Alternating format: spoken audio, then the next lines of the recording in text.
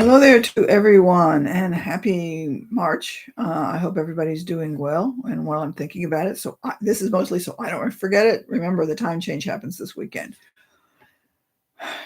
I'm not ready for it, but that's beside the point. Anyway, since I've been talking a little bit about memory or remembering, I thought maybe it would be nice to say something about its flip side, forgetting. This is not exactly a bad thing. Think about this, folks. What if you remembered everything? And I do mean everything you'd ever read or ever seen or anything else like that. It's pretty mind boggling, actually. Now, we do have one person on record. There probably been more, but I know that there was one person that somebody studied. He was in the 1940s or 50s in Russia someplace, I think. So it's been a while. But people noticed that he never took notes about anything, and they tested him, and he remembered everything. And I do mean everything. So if he got a cereal box and read the ingredients on the cereal box, or read the fine print of whatever was in there, or the nutritional content, he'd remember it 6 months later, 2 years later. You ask him what's the content or what's the ingredients in a box of Cheerios, and he could tell you word for word. I mean, do you really want to know that? If you're watching a movie and all the credits go by at the end, should you stay there long enough to read all of them? Do you really want to remember all of them? Probably not. You may be looking for something in particular, but you're not going to want to remember everything. But in this particular case, this man, he was referred to as S in the psychology literature, remembered all of that. Somebody asked him once about what did he do to forget. What he did was kind of like put a bunch of stuff on a whiteboard. Let's go with nothing against Cheerios, mind you, but it's the one that popped into my mind. But let's just say he wrote the sidebar of a box of Cheerios and he didn't want to remember it. So he essentially erased it. He made a mental note, if you will, of writing it down on a whiteboard and then erasing it. And that pretty much, shall we say, got it out of his memory. I'm not totally sure it got totally out of his memory, but it got it to the point that it wasn't, shall we say, toward the top levels of the uppermost of the memory. So you can think that it's good. The other part to it is if you think in terms that we need to forget certain things so that we remember other things. Now, again, I'm looking at how we learn. Let's see where we got it. Benedict Carey. And one of the things he mentions in here is students or young children who are going for a spelling bee contest. They're concentrating on spelling words. My guess is that they're not really going to be concentrating too much on the 50 capitals in their states, or the states in their capitals, rather, or, the capital of the countries in Europe or some such thing like that. Not that it's not that important, but they're probably not putting all their effort into that particular area of material. So that they may learn it, say, for a test in geography, but that's like everybody else, or a lot of people that I know of anyway. As soon as the test is over, they basically dump it and they don't remember it 2 hours later. They're concentrating on the words that they're trying to learn for the spelling bee. So in some respect, if we're focusing on something that we want to remember or need to remember for some particular reason, forgetting allows us to have that focus and to get on that material. So if we were trying to remember or had to remember everything, it would be really difficult to focus. Does that make sense? Now, let me go into a little bit more and we'll get back to my handy dandy little picture of neurons. So these two neurons, I just didn't copy everything just because sorry about that. You got the basic idea of where the neurons are. This one down here is the lonely only. These two up here have got some kind of connection with each other. And that's kind of like what I mean by over here, that they're somehow, some way, shape, or form, when the neurochemicals transfer from one neuron to the next, they get connected, they get intertwined. This is kind of what happens when you learn something, say at the dining room table, and then the next time you're at the dining room table, you remember that particular item because you learned that material. Let's say, again, the state capital, like capital of whatever. I don't know, pick your state, whatever your state capital is. And I'm just drawing blanks on state capitals at this moment. But say you're studying that particular issue and you're doing that at the dining room table. One of the next things you're going to do when you sit down at the dining room table is you're going to remember that particular piece of information because the neurons got connected. Okay? So this is to some degree what happens when you walk along somewhere and suddenly you've got this piece of information and it's like, where did that come from? Because something in your environment triggered one of those neurons. So let's say back down here, this lonely little lonely, if somewhere along the line in its pathway, something happened that connected it up here, that little something is going to make it connect to that other material. Now, it may be under that just one specific circumstance. Maybe you were learning that particular piece of information and you had a song in the background. So the next time you heard the song and you're walking through the mall or something like that, and you hear that song, that piece of information is going to come up, and you're going to sit there and say, what? Because there's certain things that are going to trigger other things because they got into your head that way. This is why, again, as I've mentioned before, if you're in your bedroom and you think about something and you go into the kitchen because you need to do something, and you walk into the kitchen and say, why did I walk into the kitchen? It's because you don't have the cues. There's nothing there that's obvious. So you have to go back to your bedroom to take a look to see the thing that you saw in your bedroom that said, oh, that's right, I've got to go do this. Because you're looking for the cues. You're looking for those connections that connect all of that material together. Does that make sense?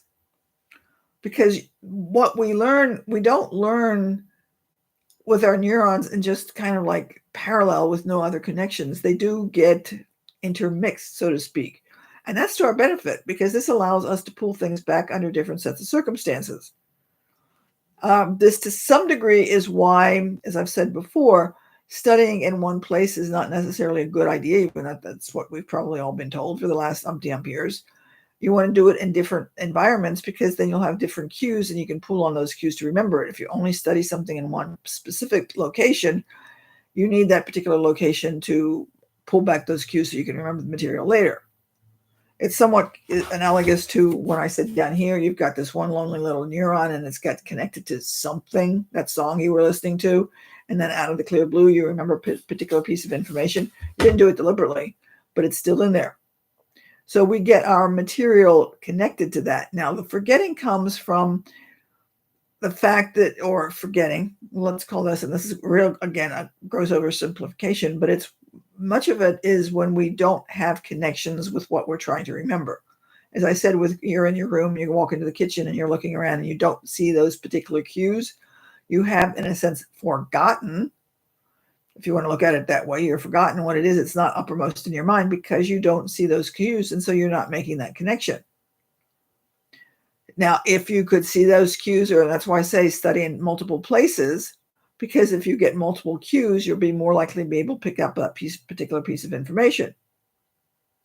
Now, with the forgetting, this somewhat explains why we tend to forget things, if you will, when we get older. Some of these things break down, or those connections when you get to be, say, like 50, you've got way more neurons connected to things than you do when you're 15. So things are going to, shall we say, get into a traffic jam, and things can get momentarily blocked.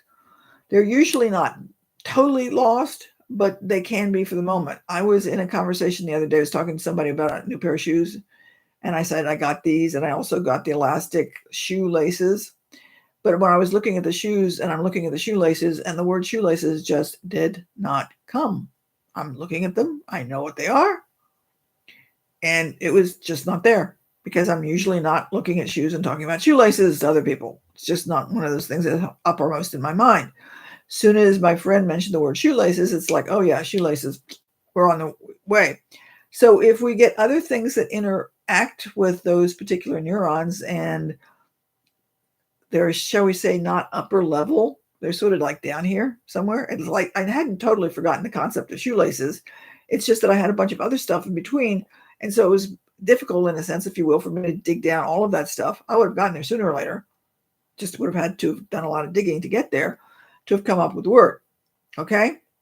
Now, on the other hand, when we have to something like Alzheimer's, or some people may have accidents, if something happens and there's a, go over this way, some kind of break in here, it's gone.